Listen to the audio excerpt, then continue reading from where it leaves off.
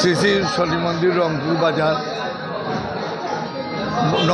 নবনির্মিত মন্দিরের আজ চতুর্থ আগামী করল শনিবার চতুর্থ বার্ষিক অনুষ্ঠান অনুষ্ঠিত হইবে।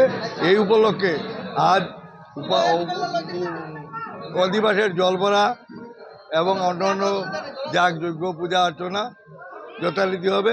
আগামী করল আমাদের সব আমাদের যতজন ঠাকুর আছেন শিব কালী, তারপরে শনি ঠাকুর, গণেশ বাবা, তারপরে লক্ষ্মীনারায়ণ আর হনুমানজি সবার পূজা অর্চনা হবে এবং নবগ্রহ যজ্ঞ হবে। তারপর প্রসাদ বিতরণ হবে। আর বাকি বিস্তারিত আমার সম্পাদক মহাশয় বলবে।